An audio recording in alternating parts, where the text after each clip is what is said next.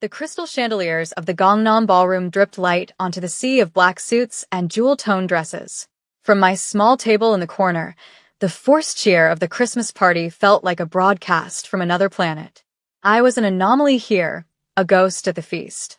Naomi Evans, personal secretary to Mr. Kwon Jinwoo, the man who owned this room and every soul in it. At 20, I was the youngest person here by a decade, and the only one whose skin held the deep, warm brown of my ancestors. My white dress, a simple silk sheath, had felt elegant in my tiny apartment. Here it felt like a surrender flag. I traced the rim of my untouched champagne flute, the fine hairs on my arms standing on end from the chill that had nothing to do with the December air outside. I had been working for Mr. Kwon for 6 months. 6 months of scheduling meetings that sounded like battle plans, transcribing phone calls that were heavy with unspoken threats, and managing the impenetrable fortress of his daily life. I was good at my job. Efficient, invisible, and incurious. It was the only way to survive in this world I had stumbled into out of desperation. A polite cough pulled me from my thoughts. One of the lieutenants, a man whose face was a collection of sharp angles and old scars, stood beside my table. "Miss Evans, the chairman requests your presence." My blood went cold. The chairman, Kwon Jinwoo. In 6 months, he had never requested my presence for anything outside the sterile confines of his office. I followed the lieutenant through the maze of tables, the low hum of conversation dying as we passed. Every eye in the room followed me, their gazes a mixture of suspicion and predatory curiosity. They were sharks, and I was something new in the water. He was seated at the head table on a raised dais, a king on his throne. The table was laden with food and surrounded by his most trusted inner circle, yet there was an empty chair beside him. Mr. Kwon was a man carved from stillness. He wasn't large or loud, but he possessed a gravitational pull that bent the entire room to his will. His suit was Tom Ford, a black so deep it seemed to drink the light. His black hair was impeccably styled, and his face was a mask of aristocratic indifference. But it was his eyes that held the real power, dark, intelligent, and utterly devoid of warmth. Until they landed on me. For a fraction of a second as I approached, something shifted in their depths. It was a flicker of something, not warmth, but an intensity that felt just as searing. "Naomi," he said. His voice was a low baritone, smooth and dangerous like black ice. He said my name differently than anyone else, not with the polite, professional distance of my colleagues, but with a quiet possession, as if the word itself belonged to him. "Sir," I murmured, my gaze fixed on the knot of his tie. Looking him in the eye felt like staring into the sun. He gestured to the empty chair beside him. "Seat." It was not a request. I sat, my back ramrod straight, the silk of my dress suddenly feeling flimsy and inadequate. The silence at the table was absolute. I could feel the stares of his kapos, their wives, their ambitions. They were wondering what this meant. So was I. He slid a small, velvet-wrapped box across the table toward me. It was tied with a simple silver ribbon. "A Christmas bonus is customary," he said, his voice pitched for my ears only. "This is something else. For your loyalty." My hands trembled slightly as I reached for it. Loyalty. I was loyal because I was paid to be, and because I was terrified not to be. Inside the box, nestled on a bed of black satin, was a single, perfect gardenia carved from jade, hanging from a delicate platinum chain. It was breathtaking and terrifying. It felt less like a gift and more like a brand. "It's beautiful, sir," I whispered. "Thank you. You shouldn't have." "I do nothing I should not," he replied, his eyes holding mine. That was the moment everything changed. It was a claim, made in front of his entire empire. He was marking his territory. And in this world, I was beginning to learn territory was everything. The party continued, but the atmosphere had shifted. I was no longer invisible. I was the girl with the jade gardenia, the secretary seated next to the boss. I felt their whispers like insects crawling on my skin. I wanted nothing more than to disappear, to run back to my quiet, anonymous life. But I would never get the chance. The first sign of trouble was subtle. 2 of his personal guards, who had been flanking the main entrance, suddenly straightened, their hands disappearing inside their jackets. Mr. Kwan went perfectly still beside me, his fork frozen halfway to his mouth. He wasn't looking at the door. He was looking at me. Minjun, he said, his voice a low command to the scarred lieutenant. Lobby. Minjun was gone before the last syllable left his lips. The music faltered, then died completely. The cheerful chatter of the party evaporated, replaced by a silence, so heavy it felt like a physical weight. Then came the sound, a muffled pop from the hallway, followed by another. It was a sound I knew only from movies, but its meaning was unmistakable. Chaos erupted. People screamed and dove for cover under the tables. But not our table. Mr. Kwan's men rose as one, drawing weapons from beneath their jackets with a fluid, practiced grace. They formed a human wall around him. Around us. Mr. Kwan moved with a speed that was terrifying. He didn't run. He didn't panic. He simply grabbed my arm, his grip like steel, and pulled me from my chair and behind him. Stay behind me, he ordered, his body a solid shield in front of mine. The scent of his cologne, cedar and something like cold smoke, filled my senses, a strange anchor in the rising tide of panic. The ballroom doors burst open. Men in black tactical gear, their faces obscured by ski masks, stormed in, carrying rifles. They were not Mr. Kwan's men. Their movements were cruder, more violent. The room became a cacophony of gunfire and shattering glass. I pressed myself against Mr. Kwan's back, my hands clutching the fabric of his expensive suit.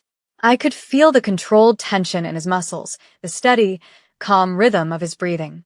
He moved through the violence like it was a language he was born speaking, issuing quiet, precise commands to his men.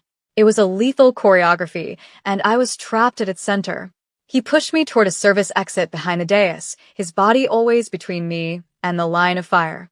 I stumbled, my heel catching on the carpet, and his arms snaked around my waist, holding me steady without a word, without even looking back.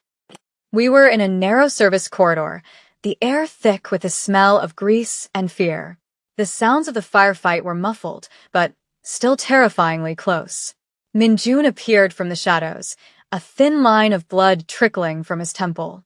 The garage is compromised. Choi's men. The Choi clan. His rivals. The name was a death sentence. Mr. Kwan's jaw tightened, the only sign of the pressure he was under. The penthouse, he said. Secure the elevator. He never once let go of my arm. I was being dragged deeper into his world, a world from which I knew there was no easy escape. That was the moment I understood. The party, the gift, the seat at his table. It hadn't been a reward. It had been a declaration of war. And I was the battlefield. The penthouse was a cage of glass and steel overlooking the glittering sprawl of Seoul. It was beautiful, sterile, and utterly silent. The distant wail of sirens was the only reminder of the carnage we had left behind in the ballroom. Minjun had posted guards at the private elevator, turning the entire floor into a fortress. Mr. Kwan released my arm the moment the elevator doors closed behind us. The warmth of his touch vanished, leaving my skin cold. He walked to the vast floor-to-ceiling windows, his back to me, and stared out at the city lights. He was once again the untouchable chairman, the cold, calculating man from the office. But I had felt the tension in his body, the lethal focus. I couldn't unfeel it. You will stay here, he said, his voice flat. You will not leave this floor. You will not contact anyone. Is that understood? My grandmother, I said, my own voice a shaky whisper. She'll worry. She has already been contacted, he replied, still not turning. She believes you are on a last-minute business trip to Jeju Island, a corporate retreat, all expenses paid. The sheer, breathtaking arrogance of it stole my breath. He hadn't asked. He had simply rearranged my life, my family, like pieces on a chessboard. You had no right. That made him turn. His dark eyes pinned me in place. The moment Choi's men saw me give you that necklace, your rights ceased to matter. They do not think you are my secretary, Naomi. They think you are my weakness. The way he said the word weakness was laced with a self-loathing so profound it was almost tangible. I will not allow them to be right. For days, I lived in that beautiful cage. I had a suite of rooms that were larger than my entire apartment, a closet filled with clothes in my size that had appeared overnight, and food prepared by a silent chef. But I was a prisoner. Mr. Kwan was a ghost. I knew he was there in his office down the hall, but I rarely saw him. The only person I spoke to was Min Jun, who brought me burner phones for carefully monitored, brief calls with my grandmother. I spent my time reading, watching the city breathe below, and thinking, I could have been killed. I should be terrified. And I was. But beneath the fear, something else was taking root. A dangerous curiosity. I had seen the man behind the mask of the chairman, the lethal protector who had shielded me with his own body. I replayed the moment over and over. The feel of his hand on my arm, the scent of his cologne, the absolute certainty in his voice. I told myself it was just a trauma response. It was a lie. One evening, I couldn't stand the silence any longer. I walked down the long, marble hallway to his office. The doors were slightly ajar. I heard voices, low and tense.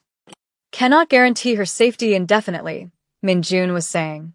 The old routes are compromised. We need to move her. No, Mr. Kwan's voice was sharp. She stays here. With me.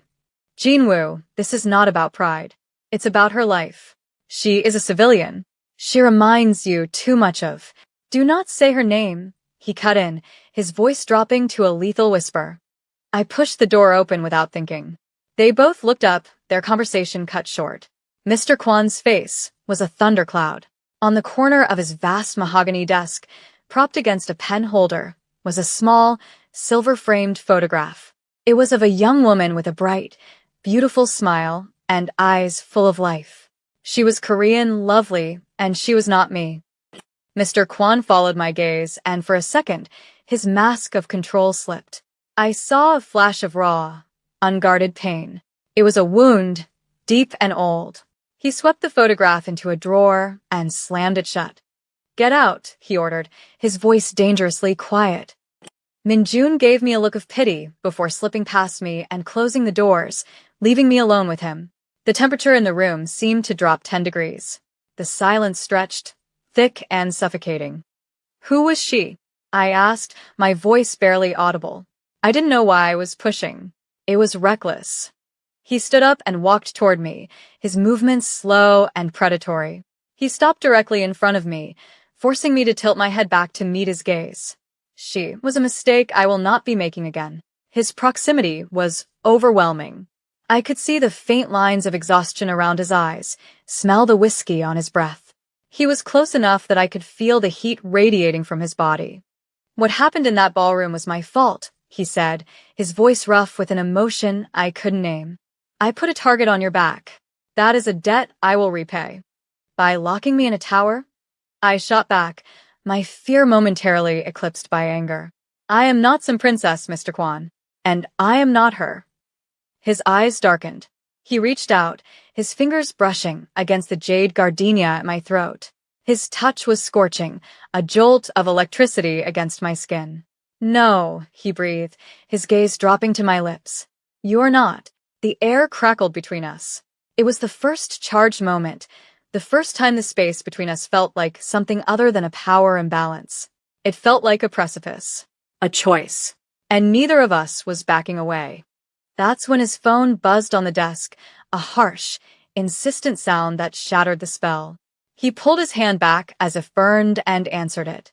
I watched his face change, the brief crack of vulnerability sealing over, replaced by cold, hard fury. Where? He bit out. He listened for a moment, his entire body going rigid. I'm on my way. He hung up and looked at me, his expression unreadable. They found one of our safe houses. We have to move. Now. The next few hours were a blur of motion and fear. We left the penthouse through a series of service tunnels, emerging in a grimy underground parking garage. The escape was supposed to be clean, but Choi's men were waiting. The shootout was fast and brutal. This time, I wasn't just a spectator. As we ran for an armored car, Min Jun was hit, going down with a grunt of pain. Mr. Kwan didn't hesitate. He laid down covering fire, pushing me behind the concrete pillar. Get in the car, he yelled. But I couldn't. I saw Min Jun, bleeding on the ground, trying to get up. I saw the two men advancing on him. I had a choice. Run. Save myself. Or stay. I didn't think. I acted.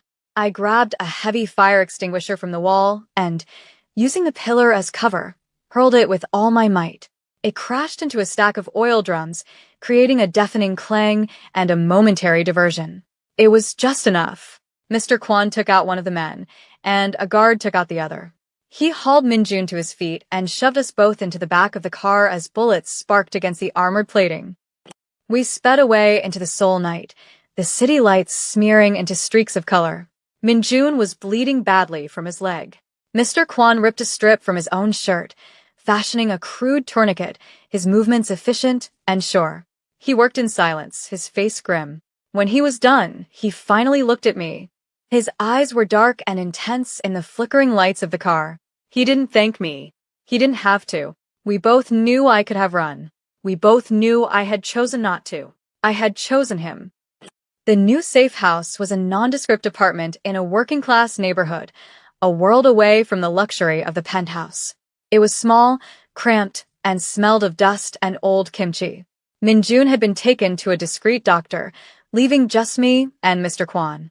The forced proximity was no longer buffered by square footage and staff. It was just us, the silence, and the unspoken things that hung in the air. He had a shallow graze on his arm from the firefight, a thin red line that he'd ignored until now. I found a first aid kit in the bathroom and brought it to him where he sat at the small kitchen table. "Let me," I said, my voice quiet but firm. He watched me, his expression guarded, but he didn't pull away. He held out his arm. My fingers were steady as I cleaned the wound, the antiseptic stinging the air.